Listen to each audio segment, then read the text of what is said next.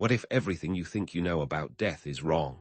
What if the finish line you've been dreading is just the starting point of another grand adventure? Understanding the cyclical nature of existence, the constant process of life, death, and rebirth, isn't just an abstract idea. It's a key that unlocks a deeper understanding of your own life, offering meaning, purpose, and a profound sense of connection to something far larger than yourself. Imagine a world where your fears of mortality fade away, replaced by an understanding that your existence is part of a continuous, evolving journey. If our actions resonate far beyond a single lifetime, impacting not only ourselves, but countless others across the tapestry of time, wouldn't we strive to live with more compassion, empathy, and a greater sense of responsibility? Exploring reincarnation challenges the very foundations of conventional knowledge, inviting us to reconsider the limitations we've placed on reality and to explore the infinite potential of consciousness. In this video, we'll dive into the very nature of consciousness, examine how all things are interconnected, and trace the incredible journey of the soul through multiple lifetimes. Belief in reincarnation is not a New Age invention or some esoteric fad. It is a timeless concept woven into the fabric of countless cultures and religions across the globe. From the ancient wisdom of Hinduism and Buddhism to the philosophical musings of Plato, the idea of rebirth has offered solace, guidance, and a framework for understanding life's mysteries. Reincarnation, at its core, isn't about escaping some endless loop of suffering. It's about evolving through experience, learning valuable lessons, and expanding our consciousness with each successive lifetime. So, what evidence supports this extraordinary claim?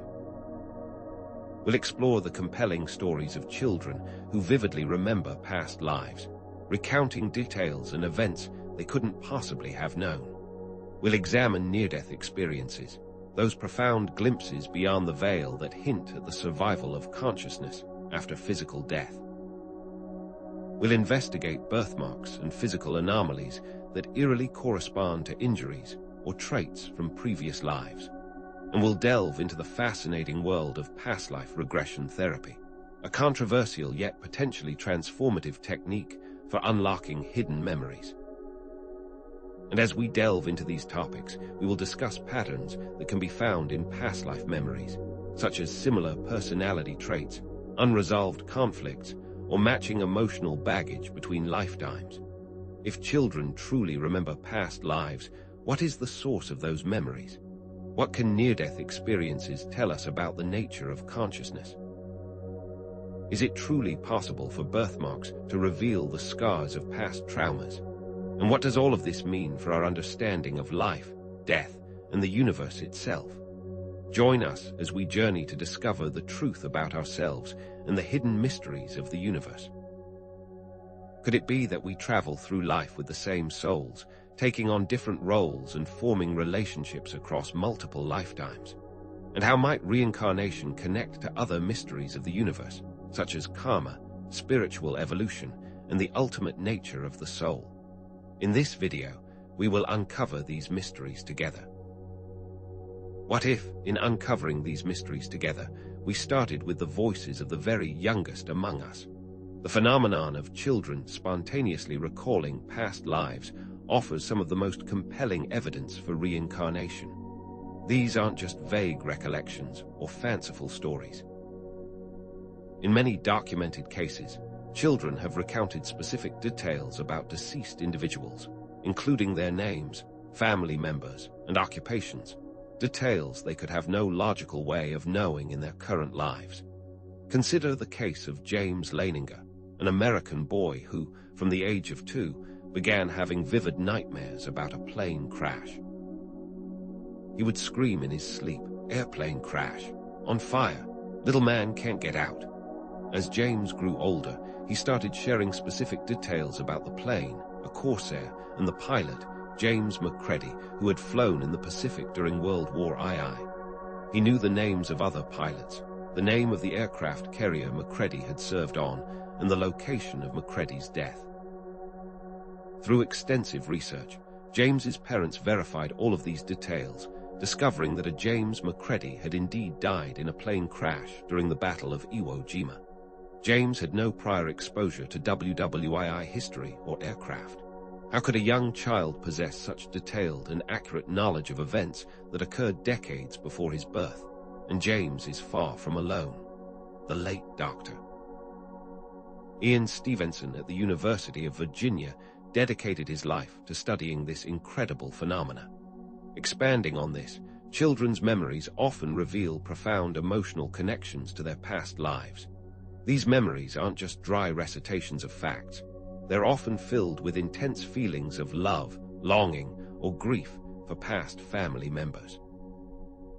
Imagine a child who, upon meeting a stranger, bursts into tears and cries out, "Mommy, I've missed you so much," only to later reveal specific details about their life with that person in a past life.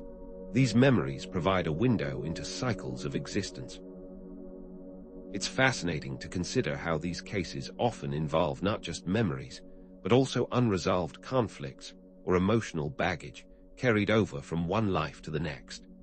These memories typically begin to emerge between the ages of 2 and 5, often fading as the child grows older and becomes more immersed in their current life. The details recalled can range from mundane everyday events to significant historical moments, and the emotional impact on both the child and their family can be profound, bringing both comfort and confusion. Of course, skeptics often dismiss these cases as mere fantasy, confabulation, or the result of parental suggestion. They argue that children are prone to creating elaborate stories and that parents may unconsciously influence their children's memories. While these factors may play a role in some cases, they fail to fully explain the most compelling ones. The level of detail, the accuracy of the information, and the emotional intensity of the memories often defy simple explanation. How can we dismiss a child's detailed recollection of events that are later verified through historical records as mere coincidence or fantasy? And even more curiously, we may find ourselves wondering about a genetic component to these memories. Could genetics and epigenetics play a role in the transmission of memories or predispositions across generations? But childhood memories are not the only pieces of the puzzle. What if there were other ways to glimpse beyond the veil, to catch a glimpse of what lies beyond our physical existence? Near-death experiences, NDEs, offer another intriguing avenue for exploring the possibility of the survival of consciousness after death. These profound experiences, often reported by individuals who have come close to death, share striking similarities across cultures and backgrounds. Common elements include out-of-body experiences, a sense of peace and tranquility, encounters with deceased loved ones, a life review, and a feeling of being surrounded by unconditional love. Consider the account of Anita Morjani, who, after being in a coma for 4 years due to cancer, experienced a profound NDE. She described leaving her body, seeing her deceased father and best friend, and gaining a profound understanding of her life's purpose. She returned to her body with a miraculous recovery, her cancer completely gone. Or Eben Alexander, a neurosurgeon who recounts his experience during a coma in his book, Proof of Heaven. He details traveling to another world and meeting a divine entity. These are just 2 cases of many first-hand accounts of individuals recalling extraordinary experiences. Did they really die and then return? Even more interesting are the stories of individuals in NDEs accurately reporting events happening elsewhere, unbeknownst to them. These veridical perceptions have been verified and documented in study after study. These experiences, however, are widely debated. Are they glimpses into the afterlife? Are they hallucinations? And what does it all mean? The interpretations of NDEs vary widely. Some see them as purely neurological phenomena, caused by oxygen deprivation or the release of endorphins in the dying brain. Others view them as spiritual experiences, offering evidence of the survival of consciousness and the existence of an afterlife. And still others see them as a combination of both, a neurological event that opens a door to a deeper spiritual reality. But what is actually happening? Both children's past life memories and NDEs offer a sense of continuity, a connection to other realms, and a feeling of unconditional love. They challenge our linear view of time and space, suggesting that consciousness may exist beyond the confines of the physical body. What is particularly interesting to note, however, is how in both types of recollection we can observe recurring patterns in the information relayed. It's important to acknowledge the limitations of NDE research. It's difficult to verify out-of-body experiences, and the subjective nature of these experiences makes them open to interpretation. Skeptics argue that NDEs are simply hallucinations or the result of brain activity during a traumatic event. Is it possible for something to be physically impossible to determine? Materialistic explanations of NDEs often point to brain hypoxia, a condition in which the brain is deprived of oxygen as the cause of these experiences. However, such materialistic explanations don't always add up. The intricate details and profound transformations reported by those who have experienced NDEs are challenging for current understandings in neuroscience to explain. Can a lack of oxygen really generate such rich, consistent experiences? But let's say for a moment that consciousness can exist independently of the brain. What would be the next consequence of that reality? Perhaps, then, some NDEs that involve traumatic injuries may be reflected in subsequent lives as birthmarks. Could a birthmark be a lingering echo of a past trauma? The concept of birthmarks and other physical anomalies as potential indicators of past life traumas may sound far-fetched, but there are documented cases where individuals have birthmarks or physical deformities that correspond to injuries or traits from a previous life. And Dr. Ian Stevenson spent decades of his life studying just this phenomenon. Consider the case of a young boy in Turkey who was born with a noticeably small and malformed right ear. As he grew older, he began to insist that his name was not his current name, but rather the name of a man who had lived in a nearby village. He claimed that this man had been killed by gunshot, and upon further investigation, it was discovered that a man with that name had indeed been shot and killed several years prior. The autopsy report revealed that the man had been struck on the right side of his head, with much of his right ear being torn off. Could a birthmark be a physical echo of a past life injury? There are many such cases and many visual examples that display similar events. These physical similarities are sometimes also observed when comparing faces from the past life and current one. These accounts provide some food for thought. What could explain these similarities? Of course, skepticism regarding birthmarks and physical similarities is warranted. Coincidence is always a possibility, and it's difficult to establish a causal link between a birthmark and a past life trauma. However, even the most critical mind would find it hard to ignore cases where the birthmark or physical anomaly is highly specific and corresponds precisely to a documented injury from a past life. What is possible for us to determine given what we know now and what isn't? And if reincarnation is real, how can we consciously access these past lives? Past life regression therapy may be a tool to do so. Through hypnosis or guided meditation, therapists help individuals access memories from past lives, unlocking a wealth of information about their past experiences, relationships, and karmic patterns. The intention is to assist the person in addressing their current day emotions and challenges. Imagine, for a moment, undergoing past life regression yourself. Under the guidance of a therapist, you delve into the depths of your subconscious mind, and as you relax, you recall images from a distant time and place. You see yourself as a soldier in World War I, entrenched in the muddy trenches of the Western Front. You feel the fear, the cold, the hunger, and the constant threat of death. You see the faces of your comrades, and you remember the letters you wrote to your sweetheart back home. The experience is vivid, emotional, and profoundly transformative, because in this life you have always felt fear during thunderstorms. However, before you jump to any conclusions, it is important to separate myth from reality. Is this always what happens in practice? Past life regression isn't always accurate and reliable. There's always the potential for confabulation, suggestion, and the influence of personal beliefs. The subconscious mind is a powerful tool, but is also prone to suggestion. We must remember that it's like a highly advanced computer with no analytical skills of its own. Contrast different types of regressions, some highly detailed and verifiable, others more symbolic and emotional. The controversial nature of past life regression therapy is hard to ignore. The scientific evidence supporting its validity is lacking, and there are ethical concerns surrounding its use. False memories implanted during regression can have a detrimental impact on individuals and their relationships.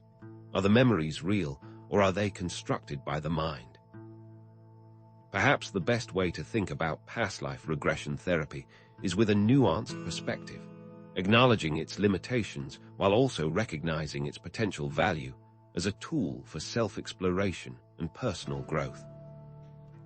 Even if the memories accessed during regression aren't literal recollections of past events, they can still provide valuable insights into one's current life, helping to heal emotional wounds, resolve relationship issues, and gain a deeper understanding of one's purpose.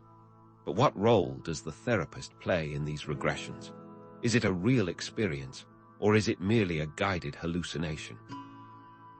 Perhaps by understanding the cultural beliefs and philosophical perspectives on reincarnation, we can have a better understanding of the topic. From the cyclical worldview of Hinduism and Buddhism to the animistic beliefs of indigenous cultures, the concept of rebirth has been a cornerstone of spiritual and philosophical thought for millennia. Hinduism, for example, views reincarnation as an integral part of the cycle of samsara, the endless round of birth, death, and rebirth. Karma, the law of cause and effect, dictates the conditions of each successive life, with good deeds leading to favorable rebirths and bad deeds leading to unfavorable ones. The ultimate goal is to achieve moksha, liberation from the cycle of samsara, through spiritual practice and self-realization. Buddhism shares a similar view of reincarnation, emphasizing the importance of karma, dharma, righteous conduct, and the pursuit of enlightenment. However, where they differ is that Buddhism does not include the concept of an eternal soul. Yet, even Western cultures such as the Greeks held beliefs in reincarnation, and many indigenous cultures around the world strongly believe that we reincarnate in our families. But how do these beliefs affect the people that hold them? Investigating cultures with strong beliefs in reincarnation reveals a fascinating correlation: lower crime rates and increased respect for elders. These cultures view reincarnation as a natural and inevitable part of the cosmic order, reinforcing the cycles of existence pattern. Reincarnation is not always about karmic retribution. It's about spiritual evolution, a process of learning, growing, and expanding our consciousness with each successive lifetime. And reincarnation can be a journey of spiritual growth, rather than a system of rewards and punishments. But if reincarnation is not simply a game of karma, what is it? Well, what if all of this, our lives, our memories, our very existence, is part of a larger simulation? What if reincarnation is simply the way consciousness persists across, reboots, in a simulated reality? This is what is suggested in The Egg by Andy Weir. If we integrate ideas of universal consciousness and infinite lives, then we may be able to see the connection. Quantum physics has shown us that reality is not as fixed and deterministic as we once thought. What we perceive as solid matter is actually made up of energy and information, constantly fluctuating and interacting with consciousness. Perhaps our consciousness exists outside of space and time, and what we perceive as individual lives are simply different expressions of this universal consciousness. Admittedly, the idea of a simulated reality and its relationship with reincarnation is very speculative, and there is a lack of scientific evidence to support this. Still, it does help us to see our linear understanding of time. Perhaps then, certain historical figures seem to relive certain experiences across different timelines. Is it coincidence, or a window into something more? So, where does all of this leave us? We've explored the whispers of children's past life memories, the profound experiences of NDEs, the intriguing connections between birthmarks and past traumas, and the potential of past life regression. We've considered cultural beliefs, philosophical perspectives, and the mind-bending possibility of a simulated reality. Individually, each of these pieces might be dismissed, but taken together, they weave a compelling tapestry that hints at something beyond our conventional understanding of life and death. While we cannot definitively claim reincarnation as a proven fact, the convergence of these multiple lines of inquiry strengthens the case for it as a possibility worthy of our consideration. It's a possibility that prompts us to ask deeper questions about who we are, where we come from, and where we are going. Throughout this exploration, we've returned to the idea of cycles of existence. Now, consider this cycle not just as a potential model for understanding life, death, and rebirth, but as a framework for understanding the challenges and patterns in your own life. Are you drawn to similar types of relationships that always end the same way? Do you find yourself repeatedly facing the same obstacles in your career? Recognizing these patterns can be incredibly empowering.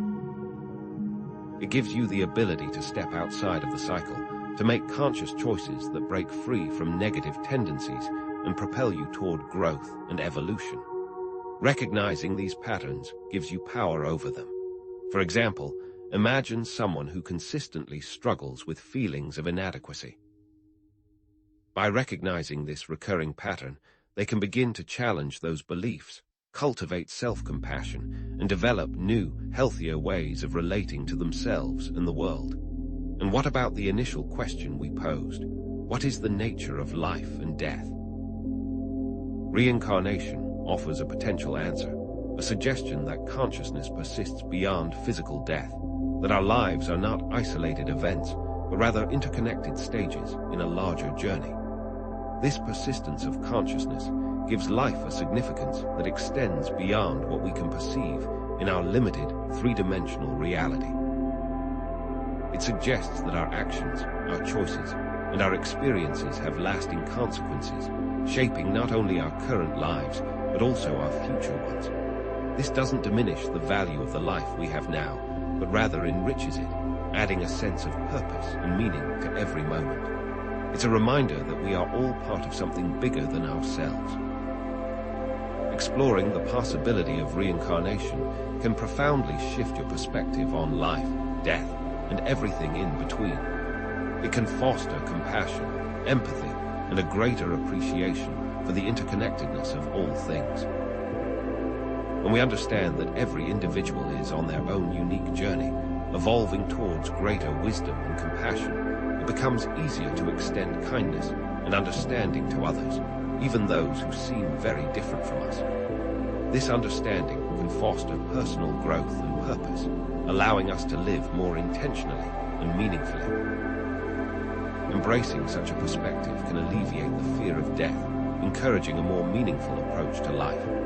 Knowing our actions are not isolated, we can take responsibility for our karma. The belief in reincarnation is about much more than life and death. It speaks to the very nature of reality, the purpose of life, and the meaning of existence questions that have puzzled humans for millennia.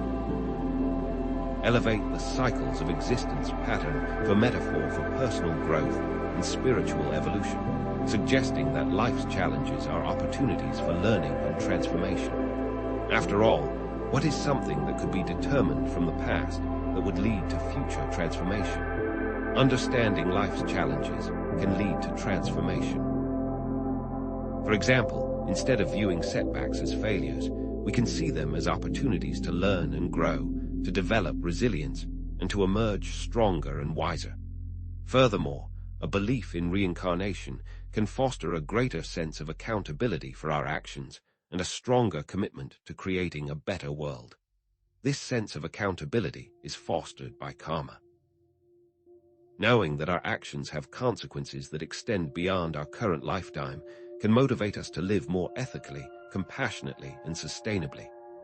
The exploration of reincarnation can transform our understanding of ourselves, our relationships, and our place in the universe, fostering a deeper sense of connection, purpose, and meaning, making us feel more like we belong.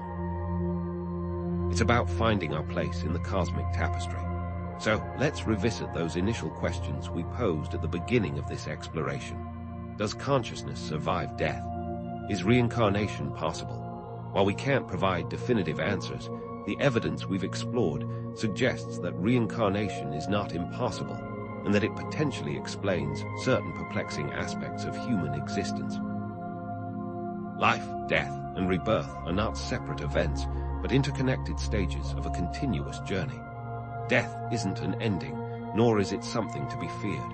It is merely a transition, a doorway to another stage of existence. Now, while we've delved into various lines of evidence supporting reincarnation, it's important to acknowledge the limitations of our current understanding. Many skeptical counterarguments remain, and much is yet to be discovered. But despite present-day limitations, scientific discovery could change everything. What was once deemed impossible may one day become a proven reality. Ultimately, the question of whether or not to believe in reincarnation is a personal one. Regardless of your beliefs, the value of exploring different perspectives and questioning our assumptions about reality cannot be overstated. Keep an open mind, continue to seek knowledge, and allow yourself to be guided by your own intuition and experiences. And this brings us to new questions entirely. If reincarnation is real, how does karma work? What determines our next life? Can we change our destiny? What about interlife experiences, those periods between lives? And what about the soul? What is its nature, its origin, and its ultimate destiny? These questions invite even further exploration. Consider studying the role of genetics in future generations. Could our genes carry more than just physical traits, perhaps even fragments of memories or predispositions from past lives?